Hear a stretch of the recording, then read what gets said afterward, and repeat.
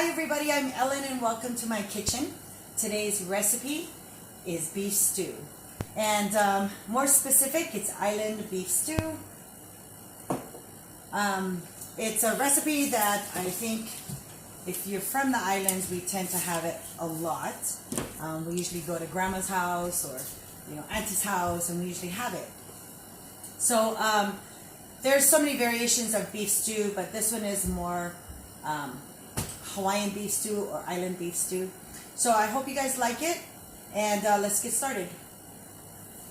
To make the beef stew, I'm actually going to use the help of the quick cooker, my pressure cooker. Okay, it's going to speed up the process because with beef stew we usually use just your average beef chuck. Okay, it's not going to be the most expensive kind of cut of beef, and it's definitely not your most tender. But with the stew, it's usually it takes a while, okay, to prepare and cook, and so over time it starts to soften. But with the help of the quick cooker, it's gonna really cut time down. It's only gonna take 40 minutes to make. Okay, so let's start with the beef. I have about 2 pounds of beef stew. If it's already, or stew meat, sorry. You could get it in the grocery store in the meat section. A lot of times you'll have trays that's already pre-cut. Makes your job easier, so that's what I did. I just got a big tray. I took out a portion because it's actually a total of 3 pounds, but I only need 2. And of course, I can use that other pound for other recipes.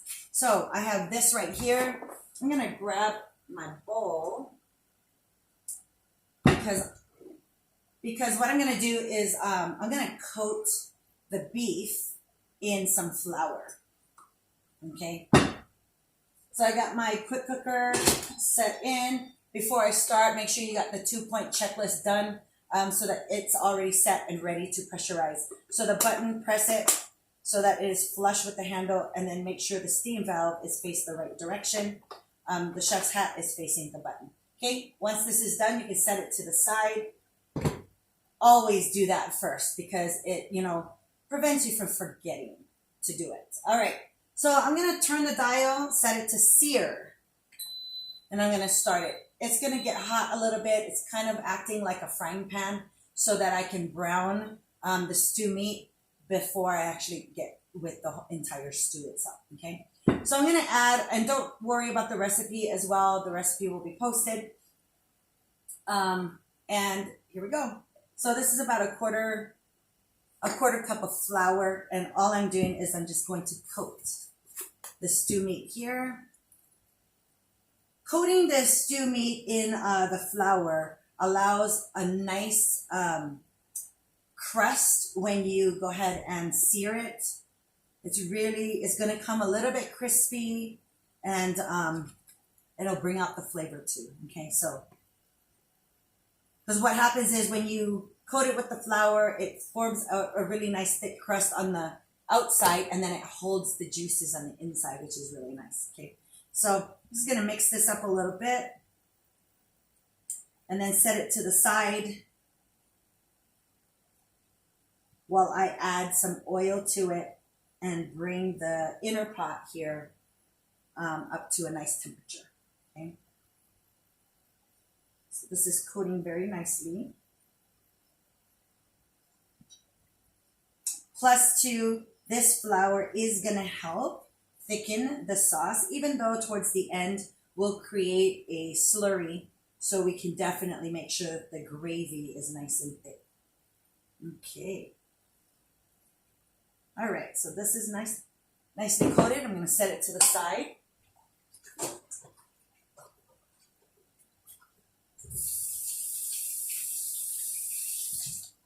To the pot, I'm going to add about 2 tablespoons of olive oil.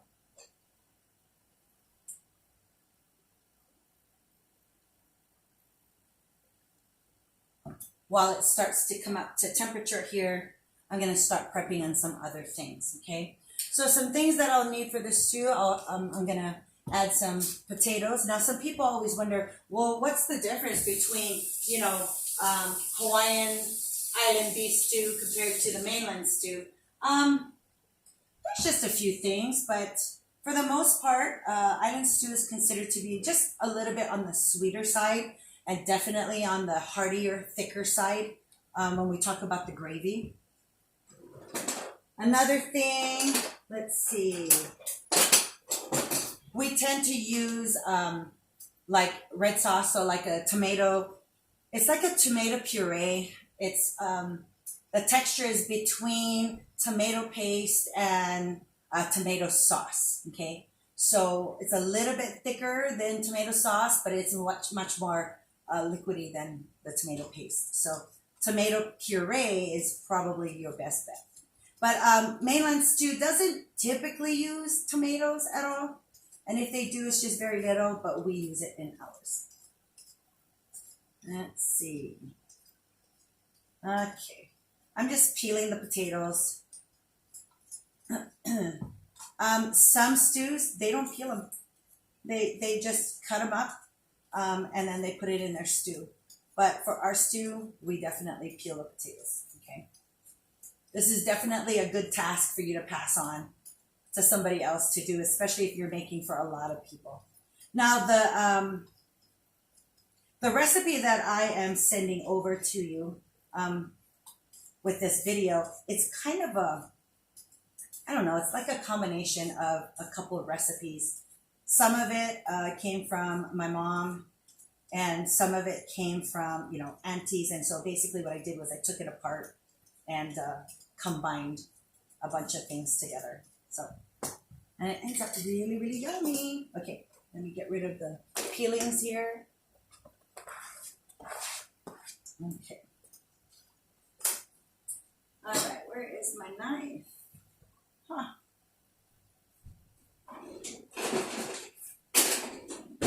Okay, I can smell the oil. That means it's nice and ready. Okay, so I'm going to throw this in.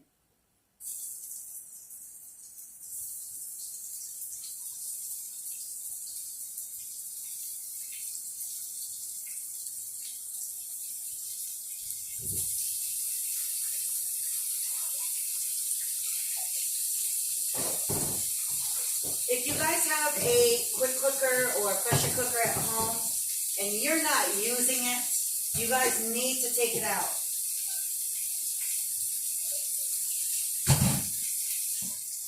The person who invented pressure cookers, genius, okay?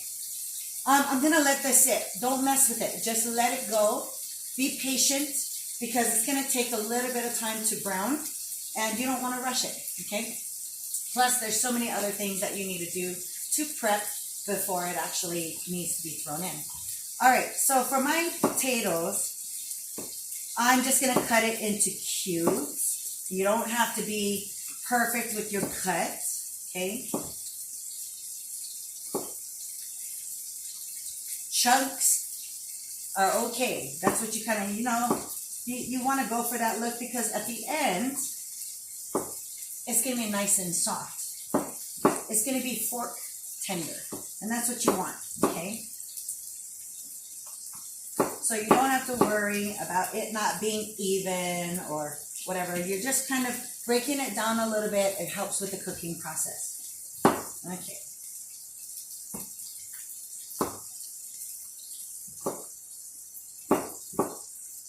All right. I just use about 3 potatoes. It's really hard, right, to come down with the specific measurements, but the recipe that I'm sending out to you, I think it says 3 or 4.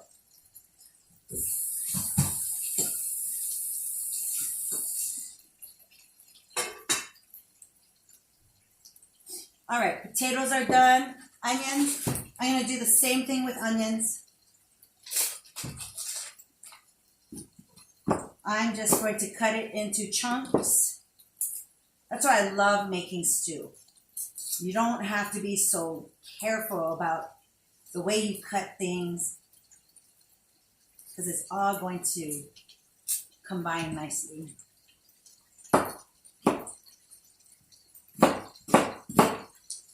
All right, that goes in there. I got more onions here.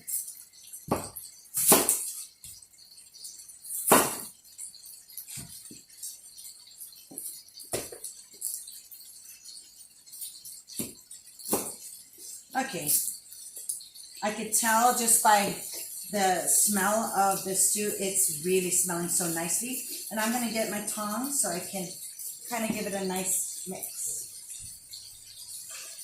Let's toss it a little bit.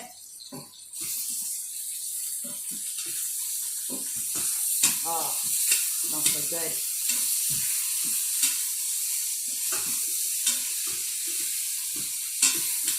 And you can see the nice brown coating that's forming on the stew meat from the flour. Okay, I'm gonna let that go and continue with the onion. Okay, so onions, potatoes. Okay, I kind of cheated with my carrots because these are leftover from another recipe that I made. And they're already cut in like 1-inch pieces. I'm good to go. So my carrot's done. Gonna take some celery. I have some pre-washed, pre-cut carrots that I'm gonna just kind of cut it up smaller. I like to have these pre-washed and cut so that it's great for snacks. And they're great and easy to add into recipes when you need it. All right. So that's done. Some other things that I'm going to be adding, I have our tomato sauce. It's actually, I didn't have tomato puree at home, but I did have tomato sauce and I had diced tomatoes, okay? So what I did was I kind of did half and half of both of them so that the consistency would be thicker than tomato sauce, but not so thick like tomato paste, okay? So I have that here. I have some, you want some beef broth. You can do canned beef broth, you can do homemade, whatever you guys do. You can even do the dehydrated bouillon, and if you want to just mix it up with water, it's totally fine. And then I have a combination of soy sauce and Worcestershire sauce, the W sauce. You know what that is, right? Okay, so anyway, it's about 1/3 cup of each, so equal parts of that, and I just combined it. Okay, all right.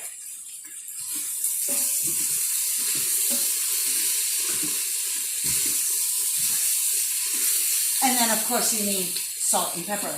And if you have Hawaiian salt, oh, good. If you have kosher salt,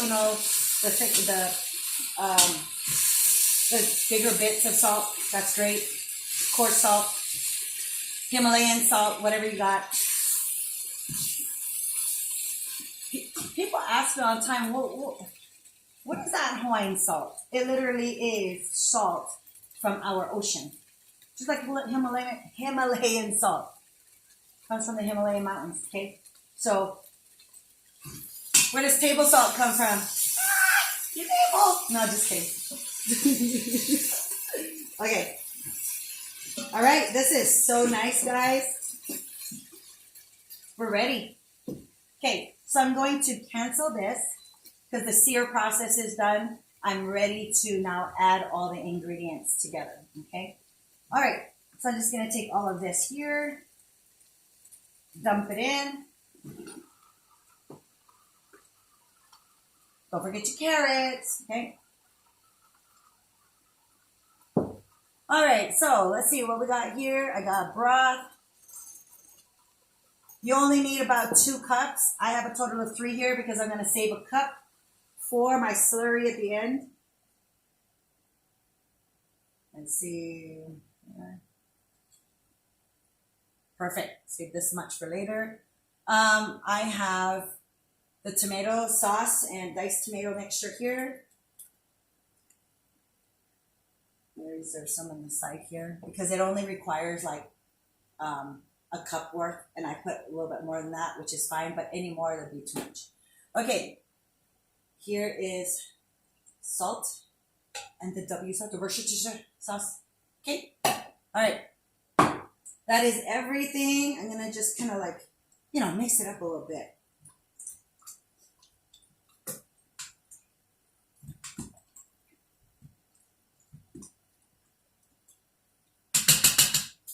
Right? Some salt. Some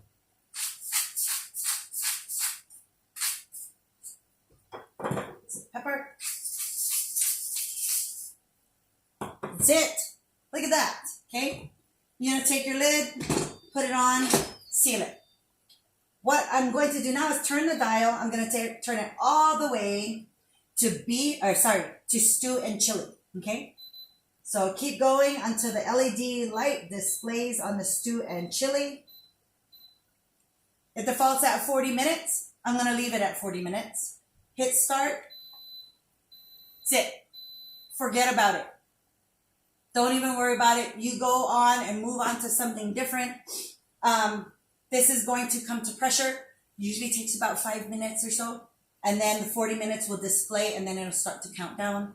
When it's ready, it'll beep at you. At that point, I'll come back on the video. We'll release the pressure together and then we'll make our slurry, put it in, and man, this will be ready. We serve it with rice, okay? So I'll be right back and I'll see you in a little bit.